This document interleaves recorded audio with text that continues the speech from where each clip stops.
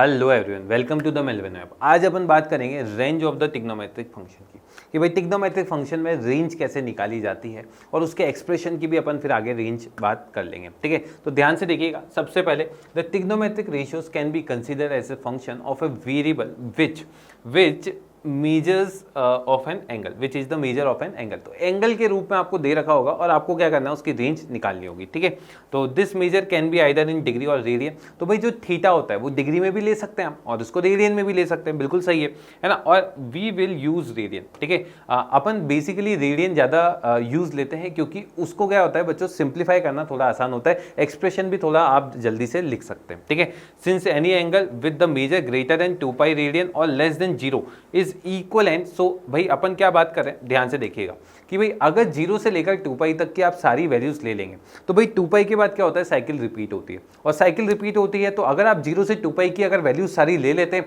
तो बेसिकली आगे भी सेम वही रिपीट होता है। तो सिर्फ आपको रेंज निकालने के लिए सिर्फ 0 से 2π की वैल्यू लेने की जरूरत पड़ती है। क्यों? क्योंकि बच्चों अगर मैं 2π के आगे बात करूंगा तो वो फिर से आपको पता है एक साइकिल कंप्लीट हो जाता है ना। भाई ये क्या होता है, एक साइकिल होता है पूरा। अगर मैं बात करता हूं ये पूरा एक साइकिल, तो ये 2π हो गया। अब 2π के आगे की वैल्यूज फिर से क्या हो रही है, रिपीट हो रही है, तो वो तो वैसे 0 से 2π में इंक्लूड हो गई। तो आपको क्या करना है, सिर्फ 0 से 2π की बात करनी है और इसके आगे की वैल्यूज को देखने की जरूरत नहीं पड़ेगी। ठीक है, तो बेसिकली अब अपन निकालते हैं रेंज, एक एक की रेंज निकालेंगे। ठीक है, तो तैयार हो जाइए। सबसे पहली जो रेंज अपन निकालने वाले हैं वो है बच्चों sin x की। ठीक है, अब sin x की अगर मैं बात करता हूं, आपको पता है अपन ने देखा था कि sin x का अगर मैं कर्व देखता हूं, सबसे पहले अपन कर्व देखते हैं और फिर उसी से डोमेन रेंज की भी बात करेंगे। तो ध्यान से देखिए, सबसे पहले मैंने बात करी है y is equal to sin x की। ठीक है, तो यहां पर सबसे पहले अगर मैं तुमसे डोमेन पूछूंगा तो डोमेन क्या होगा, जो x की वैल्यूज अपन रख सकते हैं। अब यह साइन के अंदर आप सारी वैल्यूज रख सकते हैं। ठीक है,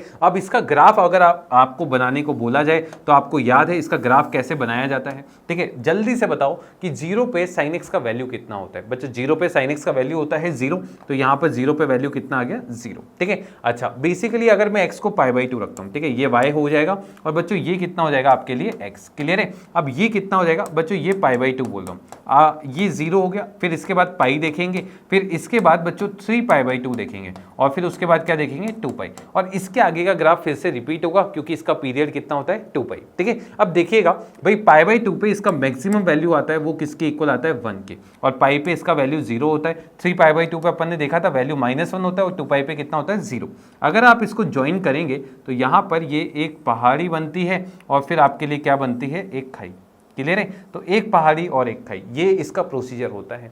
तो भाई एक पहाड़ी आपकी बन गई और फिर एक खाई बन गई। ठीक है, अब इसके आगे की बात करते हैं तो इसके आगे का ग्राफ फिर से सेम ऐसा ही होता है, एक पहाड़ी एक खाई और ऐसे चलते जाती है। इधर भी यही काम आप प्रोसीजर अप्लाई करेंगे, एक पहाड़ी और एक खाई।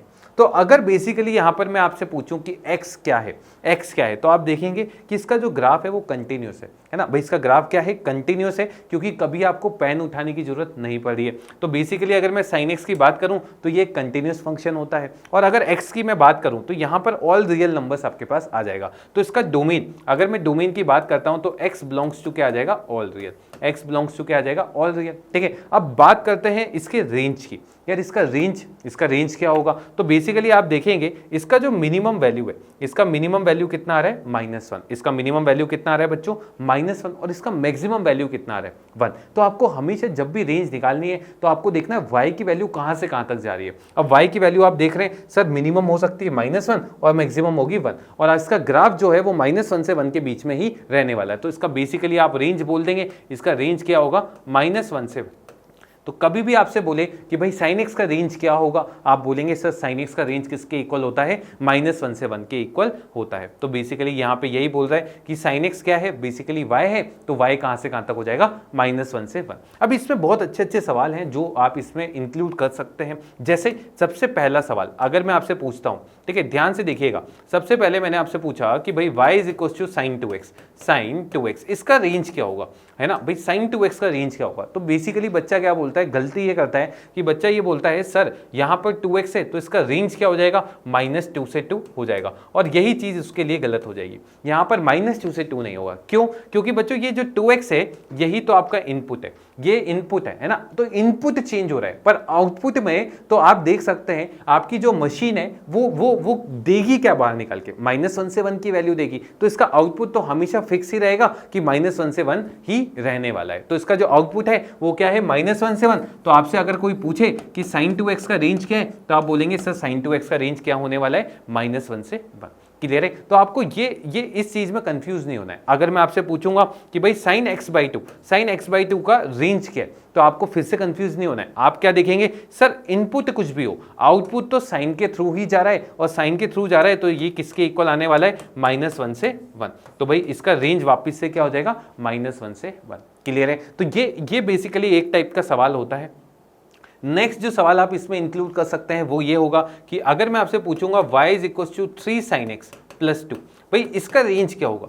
ठीक है, तो आपको कुछ नहीं करना है, आपको बेसिकली देखना है कि sin x कहां से कहां तक होगा, -1 से 1। sin x कहां से कहां तक होगा, -1 से 1। तो लिख दें आप इसे y = 3। ध्यान से देखिए भाई, यहां पर इसको मैंने लिख दिया -1 से 1 और साथ में कितना लिख दिया, +2। ठीक है, अब यहां ध्यान से देखिएगा भाई, 3 को अंदर मल्टीप्लाई करेंगे तो बेसिकली ये बन जाएगा -3 से लेकर 3 और साथ में कितना बन जाएगा, +2। अब 2 ऐड कर दें तो -3 + 2 बच्चों ये तो होता है -1 और ये कितना हो जाएगा, 5। यानी आप क्या बोल देंगे, सर इसका जो रेंज है वो किसके इक्वल आने वाला है, ये इक्वल आने वाला है -1 से लेकर 5। तो बेसिकली जब भी आपको sin x के रेंज की बात करें तो आपको क्या करना है, सेम वही sin x का रेंज क्या होता है, -1 से 1। और इससे रिलेटेड जितने भी सवाल होंगे तो आप वहां sin x का रेंज पुट करें और इसका आउटपुट निकाल लें। ठीक है, लिख लें आप इसे। अब जो नेक्स्ट अपन रेंज की बात करेंगे, ठीक है, ये लिख लिया होगा आपने। नेक्स्ट जो रेंज की अपन बात करेंगे वो बात करेंगे बच्चों cos x की। अब cos x का ग्राफ फिर से आपको पता ही होगा, ठीक है, नहीं पता तो अपन बना लेते हैं। ध्यान से देखिए, cos x का ग्राफ बनाने में सबसे पहले आपने क्या किया, x एक्सिस और y एक्सिस को ड्रॉ किया। अब x axis y axis draw किया, यहाँ पर आपने लिख दिया y, यहाँ पर लिख दिया 0 और यहाँ पर आपने क्या लिख दिया बच्चों, x। ठीक है, 0 के करस्पॉन्डिंग वैल्यू कितना आता है बच्चों, 1। 0 के करस्पॉन्डिंग कितना आता है, 1। π/2 यानी 90 डिग्री, और 90 डिग्री पे वैल्यू कितना होता है cos का, 0। ठीक है, अच्छा पाई पे वैल्यू कितना होता है बता सकते हैं, पाई पे वैल्यू होता है बच्चों -1। पाई पे वैल्यू कितना होता है, -1। तो यहाँ पर इसका जो ग्राफ है वो ऐसा होता है। ठीक है, और इधर का ग्राफ ऐसा चलता है। ठीक है, फिर आगे ऐसा ऐसा ऐसा ये चलता जाता है। ठीक है, ये रुकता नहीं है, ये ऐसा ही सेम यहाँ पे बनता है। तो इसका जो मिनिमम वैल्यू आता है बच्चों ये -1 आता है और मैक्सिमम कितना आता है, 1।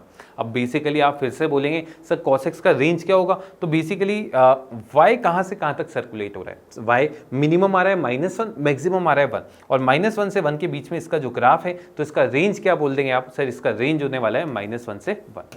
तो बेसिकली आप देखेंगे y = cos x का जो रेंज होता है, देखो आप मिनिमम कितना आ रहा है, -1 और मैक्सिमम कितना आ रहा है, 1। यानी इसका जो ग्राफ है 1 के ऊपर नहीं जा सकता और -1 के नीचे नहीं जा सकता। तो इसका रेंज आप क्या बोल देंगे, -1 से 1।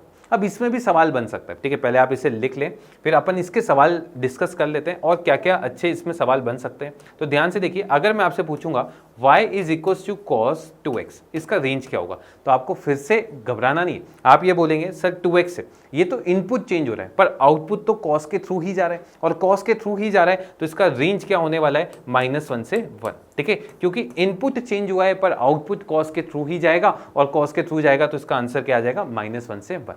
ये बेसिकली पहले टाइप का सवाल हो गया। अगर मैं आपसे पूछूं y = cos x/2, भाई इसका रेंज क्या होगा, तो आप फिर से वही काम करेंगे, सर x/2 इनपुट है वो चेंज हो रहा है पर आउटपुट cos के थ्रू ही जा रहा है, और cos के थ्रू ही जा रहा है तो इसका रेंज भी क्या आ जाएगा, -1 से 1।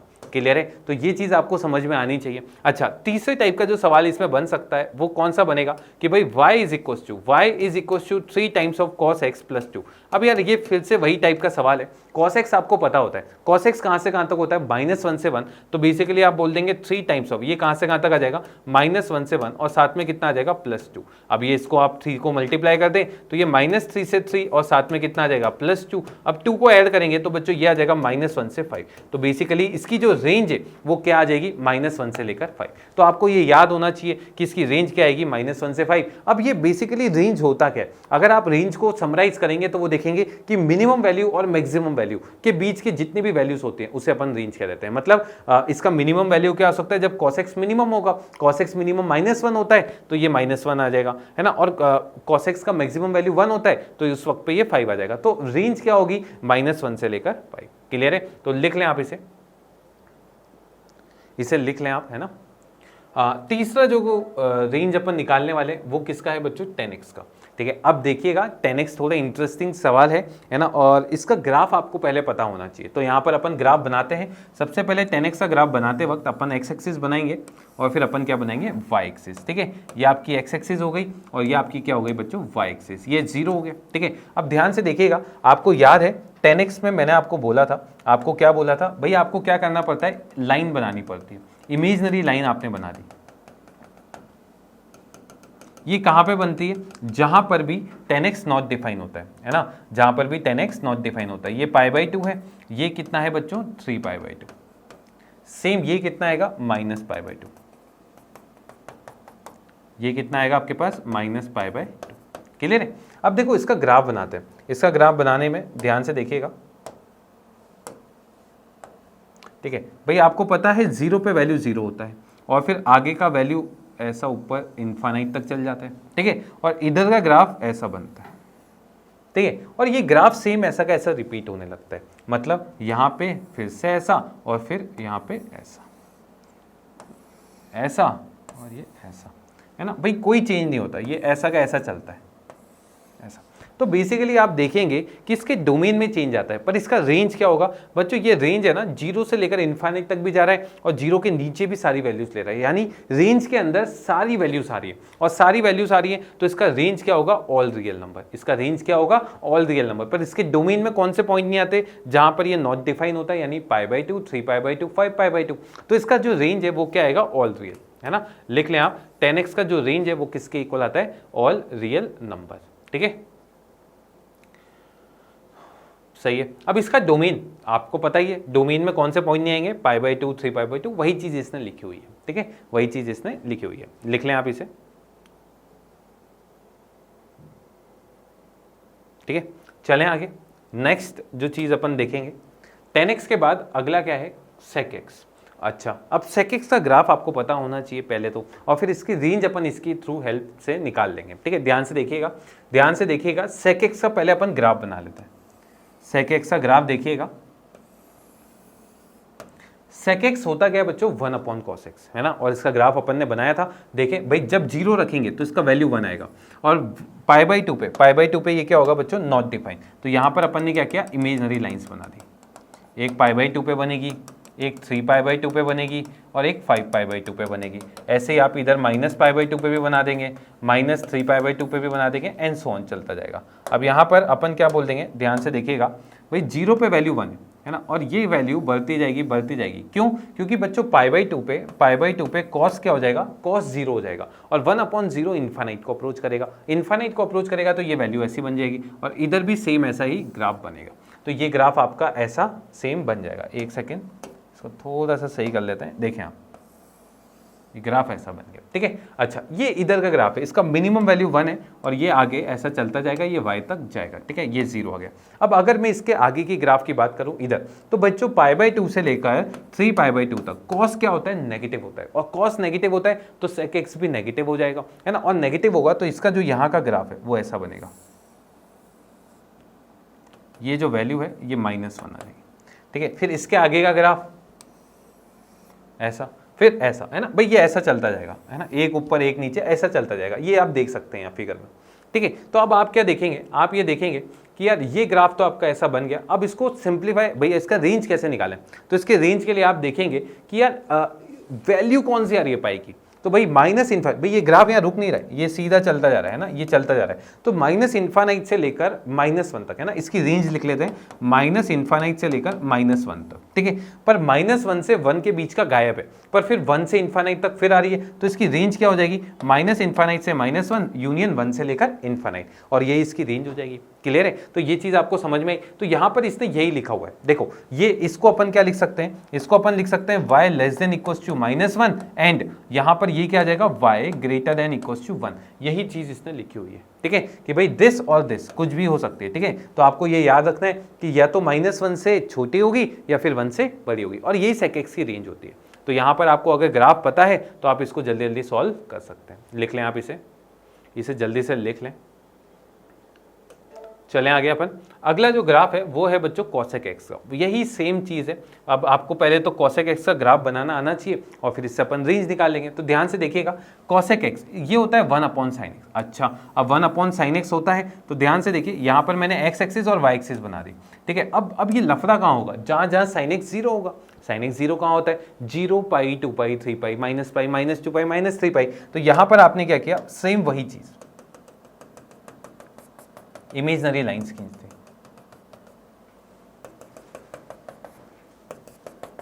है ना। ये हो गया 0, 0 पे भी एक इमेजनरी लाइन आएगी, फिर आ जाएगा पाई, फिर आ जाएगा 2 पाई, सेम यही माइनस पाई और माइनस 2 पाई, ठीक है। अब देखना, आप इसका अपन ग्राफ बनाते हैं। यहाँ पर ग्राफ बनाते वक्त आपको ये पता होगा, ठीक है, 0 पे 1/sin 0 इन्फानाइट आएगा, ठीक है। 0 पे इन्फानाइट आएगा और π/2 पे ये 1 आएगा। π/2 पे कितना आएगा, 1। π/2 पे आ जाएगा 1, ठीक है। π/2 पे 1 आ जाएगा और फिर पाई पे फिर इन्फानाइट, यानी ये ग्राफ यहाँ पे ऐसा चलेगा और फिर ऐसा आ जाएगा। अब पाई से लेकर 2 पाई में ये नेगेटिव होता है, तो यार ये आपको पता होना चाहिए, ये ऐसा ग्राफ हो जाएगा, क्योंकि नेगेटिव है तो नीचे होगा, है ना। फिर वापस से पॉजिटिव है तो ये ऊपर आ जाएगा, फिर ये नीचे आ जाएगा, है ना। एक पॉजिटिव एक नेगेटिव चलता जाता है। ये -1 आ गया, ठीक है। ये वैल्यू कितनी आ गई, -1, और ये वैल्यू कितनी आ गई, 1। तो फिर से आप देख सकते हैं इसका ग्राफ कहाँ से कहाँ तक है, -∞ से -1 यूनियन 1 से इन्फानाइट। यही चीज़ आप यहाँ भी देख रहे हैं कि भाई यहाँ पर आप क्या बोल रहे हैं, यहाँ पर आप बोल रहे हैं कि ये यहाँ तक चलता जा रहा है और ये वैल्यू जो है ये कितनी आ रही है, -1। ये कितनी आ रही है, -1, और यहाँ पर फिर 1 से लेकर इन्फानाइट। तो इसका जो रेंज है वो क्या होगा, इसका रेंज हो जाएगा -∞ से लेकर 1 यूनियन 1 से इन्फानाइट। इसको ऐसा भी लिख सकते थे कि भाई -∞ से 1 यूनियन कितना हो गया, 1 से लेकर इन्फानाइट। क्लियर है क्या, ये चीज समझ में आई आपको। लिख लें, आप इसे लिख लें। तो आगे चलते हैं, नेक्स्ट जो है वो cot x है, ठीक है। अब cot x का ग्राफ तो आपको पता ही होगा और बहुत इजी है बनाना, ठीक है। तो बना लेते हैं। देखें आप, इसका जो ग्राफ है वापस से x एक्सिस और y एक्सिस बनाई। अब लफड़ा कहाँ होगा, जहाँ जहाँ sin x 0 होगा। sin x 0 कहाँ होगा, देख लें भाई, sin x आपका 0 हो जाएगा 0 पे, है ना। एक तो कहाँ हो जाएगा 0 पे, एक कहाँ हो जाएगा पाई पे, एक 2 पाई पे, एक -पाई पे और एक -2 पाई पे, ऐसा चलता जाएगा, ठीक है। अब देखिए इसका जो ग्राफ है π/2 पे 0 होगा, ये ऐसा चलेगा,